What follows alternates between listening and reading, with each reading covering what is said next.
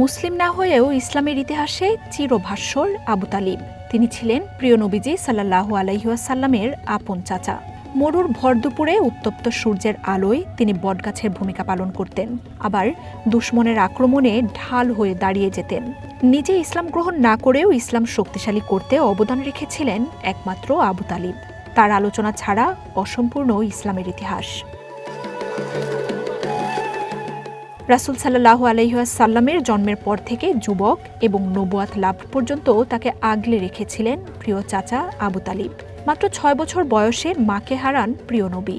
বছর ২ না যেতেই দাদার ছায়া থেকেও বঞ্চিত হন। ঠিক এই সময় রাসূল সাল্লাল্লাহু আলাইহি ওয়াসাল্লামের অভিভাবক হিসেবে দায়িত্ব নেন আবু তালিব। ইতিহাসের গ্রন্থগুলো সাক্ষী দেয়, নিজের সন্তানের থেকেও তিনি মুহাম্মদ সাল্লাল্লাহু আলাইহি ওয়াসাল্লামকে বেশি যত্ন করতেন। এ গ্রেড ক্লিংকারের কনফিডেন্স সিমেন্ট, বাংলাদেশের হৃদয় জুড়ে। একবার মক্কায় চরম দুর্ভিক্ষ দেখা দিল। লোকজন আবু তালিবের কাছে গিয়ে আবেদন জানালেন, অনাবৃষ্টির জন্য চরম দুর্ভিক্ষ দেখা দিয়েছে, আপনি অনুগ্রহ করে বৃষ্টির জন্য দোয়া করুন। তাদের অনুরোধের পর আবু তালিব মুহাম্মদ সাল্লাল্লাহু আলাইহি ওয়াসাল্লাম সহ সবাইকে নিয়ে কাবা প্রাঙ্গণে উপস্থিত হলেন।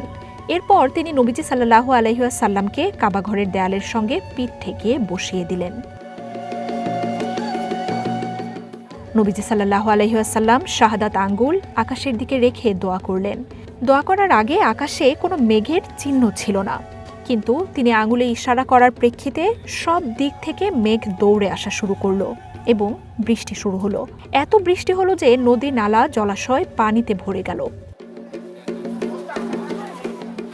ইসলামের শুরু লগ্নে রাসূল সাল্লাল্লাহু আলাইহি ওয়াসাল্লাম সবেমাত্র প্রকাশ্যে দাওয়াত দেওয়া শুরু করেছেন। উত্তপ্ত পরিস্থিতিতে কুরাইশরা আসলেন আবু তালিবের কাছে। প্রথমবারে ব্যর্থ হয়ে দ্বিতীয়বার এসেছেন তারা। আবেদন করলেন, আবু তালিব, আপনি আমাদের মধ্যে প্রবীণ ও সম্মানী ব্যক্তি। আমরা আগেও আপনার কাছে আবেদন জানিয়েছি যে আপনার ভাতিজাকে বাধা দিন, কিন্তু আপনি তাকে আমাদের ধর্মবিশ্বাসে বিরোধিতা করতে বাধা দেননি।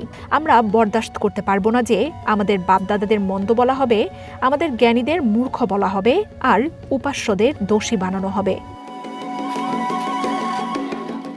পুরো জাতি একদিকে আর ভাতিজা একাই একদিকে। তবুও একজন ধীমান গোত্রপ্রধান এবং মুহাম্মদ সাল্লাল্লাহু আলাইহি ওয়াসাল্লামের ধর্মের অনুসারী না হয়েও তিনি তাকে একা ছেড়ে দিলেন না।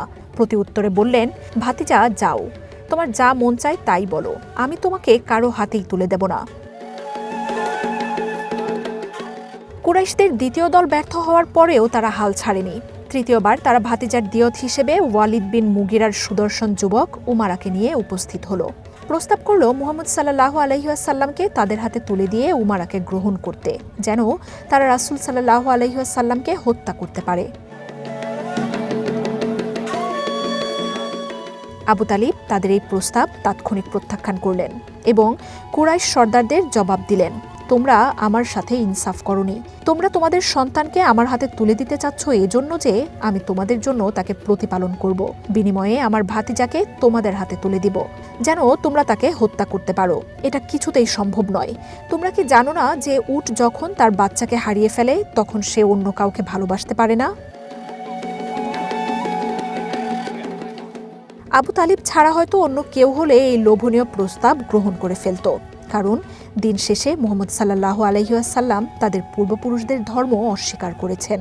কিন্তু আবু তালিব এমনটা করেননি, বরং কুরাইশদের কড়া জবাব দিয়ে ইতিহাসে অনন্য উপমা স্থাপন করেছেন। মহানবী সাল্লাল্লাহু আলাইহি ওয়াসাল্লামের প্রতি আবু তালিবের অনুগ্রহ এখানেই শেষ নয়।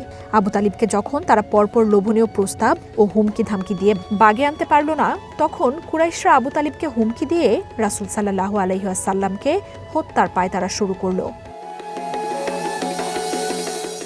হত্যার ষড়যন্ত্রের কথা জানতে পেরে আবু তালিব আর কালক্ষেপণ না করে বনু হাশিম ও বনু মুত্তালিবকে একত্রিত হওয়ার নির্দেশ দিয়ে রাসূল সাল্লাল্লাহু আলাইহি ওয়াসাল্লামের নিরাপত্তা নিশ্চিত করেন।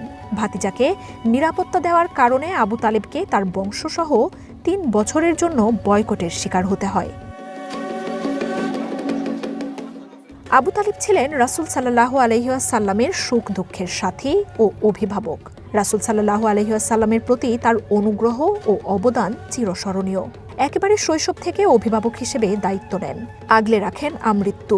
নবুয়াত লাভের পর ইসলাম শুরুর কঠিন দিনগুলোতে রাসূলুল্লাহ সাল্লাল্লাহু আলাইহি ওয়াসাল্লামকে কাফেরদের রোষানল থেকে নিরাপদে রাখেন তিনি। তাই তো তার মৃত্যুর বছরকে শোকের বছর বলে ঘোষণা করেছিলেন আল্লাহর রাসূল সাল্লাল্লাহু আলাইহি ওয়াসাল্লাম।